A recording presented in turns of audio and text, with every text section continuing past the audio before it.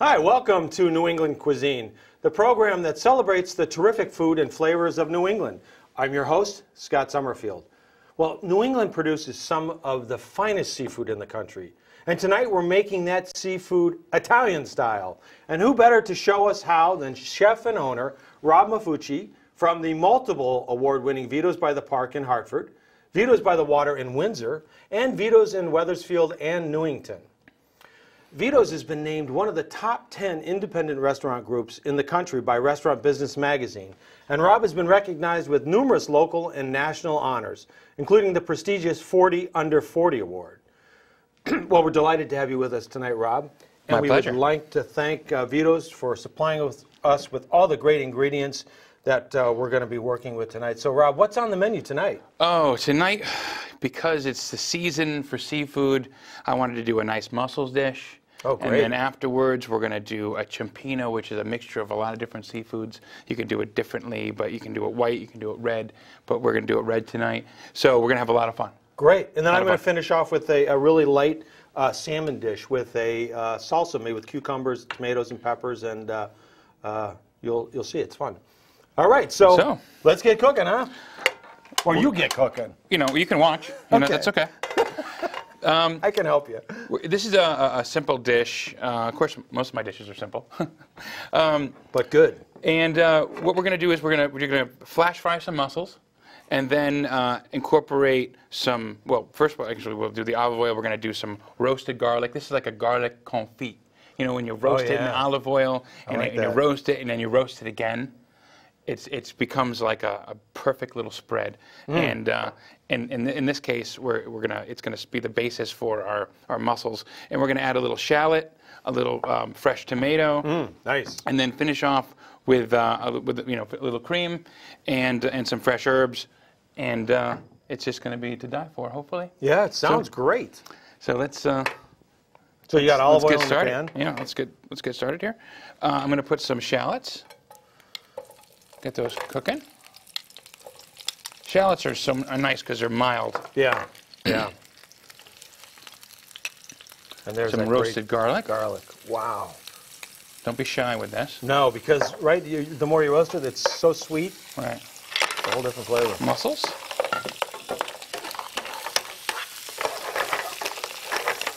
Mussels don't really take much to start cooking. To help make this all happen, I'm going to add a little bit of seafood stock. Oh, nice. In the restaurant business, we try to use everything. So when we're shelling shrimp, or anytime we're cooking off or cutting up some fresh fish, we'll end up making a stock. And you know what you want to see in your kitchen, in production kitchens that I like to see. Is a chicken stock, a vegetable stock, a seafood stock. That's really all you need for a good foundation to do a lot of this cooking. Yeah, yeah. So we're gonna. And you're right, though. It does start with that ingredient, you know. And that's great that you do that. That's great. Oh, boy, I can smell that. It'll steam it up nice. Yeah. And while those, and then they open pretty quick. They do. Yeah. That was a minute or less. Yum. And then we're gonna add a little bit of tomato. Now, was this a dish you learned when you were in Italy, or? No. This is a dish we tend to we reinvent mussels. You know. Yeah. First it's the white wine and your typical steamed mussel, white wine kind of thing, and then you start looking for things to do with it, and then we do like a garlic broth or a pesto broth or something like that. And we try new things every year, and this is the latest. That we like to do is just this is a little creamy, thicker dish kind of. I'm going to add a little butter to it, so again it joins everything nicely. And then while that's simmering away, I'm going to chop up some fresh parsley. I like to rough chop. I do too. My ingredients. I don't like to pulverize anything. Right. I want you to identify the greens that are and the fresh herbs that are in the food. Right. You don't in this way you can have some control of it too. It goes as far as you want in the food. Right. Exactly. Yeah. Wonderful. That smells great already. Isn't that just beautiful? Again, another dish that really, gosh, it takes no time. It's all in the prep. You know, and of course, when we're cooking in the kitchen, you know, in commercially, Right, you got to be fast. You know, every dish is 3-4 minutes, Right. and you have to have everything ready for you. Right. You know, so a lot of times when I'm doing some, I do, cooking expos in the dining room where I do chef's table dinners, and we cook everything right in front of you, and sort of unravel all the mysteries that when food it's better. Yes. It's so much more fun than when food just comes out of the kitchen. Yeah. It's a little more animated, a little more fun. Yeah. Okay, and that's almost, Look at that. almost done. I need a bowl for this. So I'm going to trade places here. And then it's all about how you arrange things. We're gonna, You do eat with your eyes, don't you? Want me to turn that down? Yeah, turn that off. You can go ahead. Thank you. We're going to just...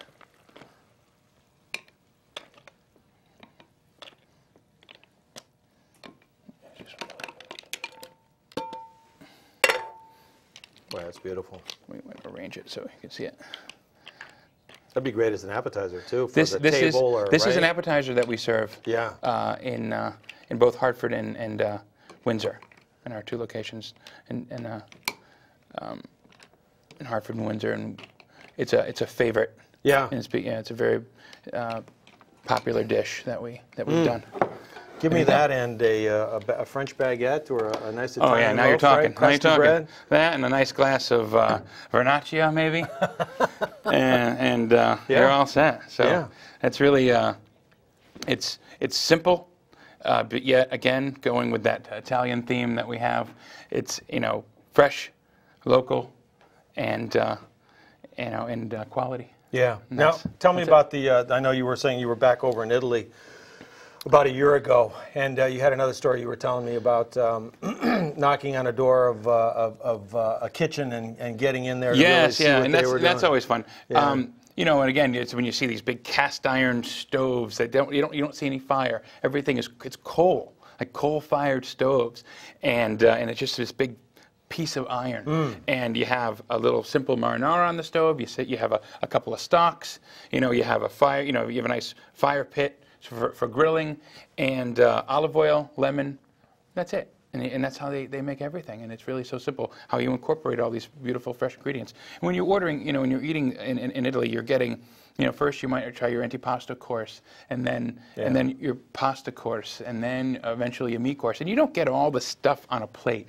Here, in America, you get everything. We want to see lots of stuff on the plate. You got your potatoes, your vegetables, all these things, and the main course.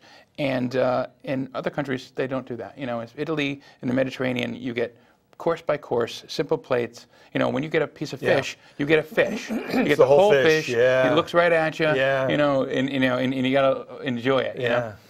Whether it's a fish or it could be a prawn. And it looks like they just pulled it out of the water. Well, because pretty much they did that. Yeah. And that's nice when you go to small villages. Yeah. We were going through Tuscany this time around, and I was searching. I was saying I took my kids, and I was seeing Italy through their eyes, but yet I was still saying, everything is very great, very good, and very just like it was before, but yet something's missing. I haven't seen anything that's really caught my eye. And we stumbled upon this. We went to this wine tasting, and when he brought out this amazing meal, we just sat down. We were trying the wines, and we had this something called ribolletta, which is reboiled bread soup. Oh. And it is such an amazing dish. And you just don't make it. You make it yesterday. Yeah. And then you reboil it today, and then you put truffle oil all over it, and it's just this amazing. It's like black kale and beans and everything that's locally grown at that point goes into this soup. Yesterday's bread, and it's such an amazing flavor, and we stumbled to it by accident. Yeah. So it was really a great time. Oof, doesn't that sound great? I want to go to Italy. I mean, but they eat for the season, right? It's they amazing. only eat It's what's really- in yeah, the season. It's Well, we'll be right back. We got another great seafood dish coming up with Rob. We'll be right back with more of New England Cuisine.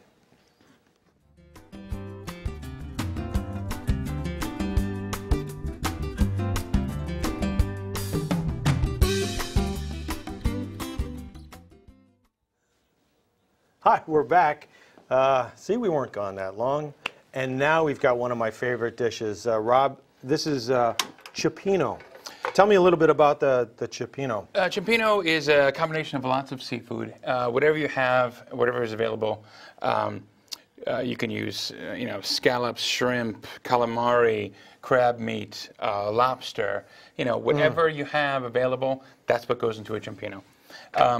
So we're going to use mussels. We have some crab meat. I have some shrimp. Nice. Some calamari, and you were saying there are two ways to do it. You said either a white. You can do it white or red. We're going to do it with some red. Okay. It's all about combining these ingredients. We're going to start with, I think the hardest thing to cook, or the longest time to cook, would be the calamari and the shrimp. But before I do that, let me get this thing hot. And we're going to add some sliced garlic now. And while that's working, I'm going to slice up some onions. And you use sliced garlic. I use it a lot depending on what I'm doing with it, right? Slicing it will last longer when you're sautéing. It won't burn as quickly as... right? Crushed garlic gives a lot more garlic flavor. Right. Sliced, you have a lot more control over it. Right. So, and I just like to see it in the dish. Yeah, me too. As an additional garnish. I don't want it to disappear. Yeah. So that's why I like to slice it. The thinner you slice it, the better. Yeah. Let's get that going. We're going to add capers to this dish. Oh, lovely. A little acid there. That's great. And we start off with some calamari. So if you'd like more information about the wonderful dishes you're seeing here tonight, you can give us a call at 860-623-8143, or you can email us at anycuisine@cox.net. That's anycuisine@cox.net. So we got the calamari going in there. Let me make sure we get nice coated with oil. There we go. Try that at home. If you want to practice that, the best thing to do is put salt in a pan. And then, because it's very liquid when you're pouring it, so when you're tossing it, so. I remember in school that they. That's a good way to do it. We didn't have salt; they gave us peas, and the peas just went all everywhere over the place. Yeah, I like the salt idea better. I teach my guys with salt, so I just put through some shrimp. Because you really feel then and you can actually see how the salt changes its side and comes down. Really interesting. That's very cool. You're getting a million little pieces to act like one. Yeah. I'm going to try fluid. that. Yeah, I saw that trick done. It's one of those things you learn from another chef who learns it from another chef. It's one of those kinds of things. This is some crab meat. This is king crab. Oh. And since mussels don't take very long at all, I'm going to throw them in last. You can put clams. Clams are always good in this kind of thing.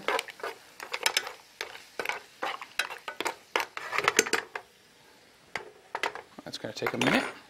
I'm going to chop up some fresh basil. Now, is Rob, cioppino seasonal, or is it? Well, it's seasonal in the sense of what's available. What's in it? But it's just it's a classic Italian dish. When you want to incorporate, there's a lot of you've heard of alla pesce, and every culture has its version of a seafood combo. Right. Yeah. And then, like you said, it's the ingredients that you put in. It may change seasonally. Right. Right. Versus what you're putting in. Yeah. And we'll let that cook for a minute. But we're going to add. Eventually, we're going to put it over some spaghetti. We're actually going to incorporate the spaghetti right in there.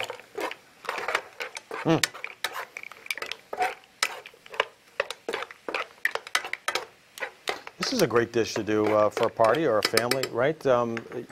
Put it on the table, family style, right? Oh yeah, definitely. Big bowl of it. Big bowls of it, absolutely. This is something like we would have on the Christmas Eve. Yeah. At the house, We're Sicilian, so you have a lot of the fishes, smelts, clam sauces. You just put capers in there. Put some capers. I love that. And then I'm going to add some. This is some seafood stock. Because capers will give it that acid, that a little bit of a sour. Nice vinegar flavor. Yeah. Lovely. And I'm going to throw some more basil in here. Nice. Some parsley. Yeah, so once this thing gets nice and hot, we're going to add a little bit of butter. Nice. Because everything I cook with is fat-free. Oh, you've decalorized it, huh? You have one of those machines too. I just tell people I don't charge any extra for the fat. You know, it's absolutely free. You know, I used to always get blamed for that. You know, and look, you're making me fat. I'm like, look, I'm not telling you to eat all that food. No, do you see how it's thickening up? Yeah. That's the butter, the olive oil, the seafood stock, all the juices from the fish. Yeah. That's what you want to see. And the last thing we're going to add. That's what butter does, and I don't think anything else can take its place. We're going to add a little bit of the marinara, because we love marinara in seafood. And that's really going to be for color. Right, right. You want it to, you never want to put so much sauce into a dish that you hide the ingredients. You just want to color the dish so you can still see all of the ingredients that you put in there, because seafood is so beautiful. You want to see it. That is the garnish. Yeah, yeah. You definitely want to see this. Give us a call, 860-623-8143, or you can email us at anycuisine@cox.net. anycuisine@cox.net. Ah, there you go. Now you add the pasta right into it. This is going to be a little spaghetti dish. Yeah. You know what's nice is you can add some like chopped up zucchini flowers to this, something like this. And that's what they do seasonally in Rome. You'll see that same kind of thing. We'll coat that up. Well, that's wonderful. You add a little bit more olive oil, because we love olive oil. Needs the moisture. That's great. Great dish. Look at that, huh? And then how we plate it.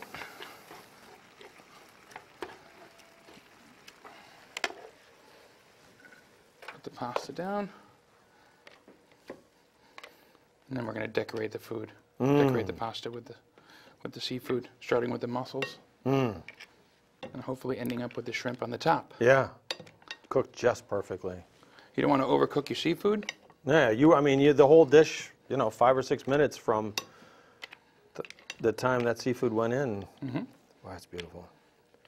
I like the way you do that too, everything around the side. Then you can take some mussels, you can take some other ingredients. There we go. Oops.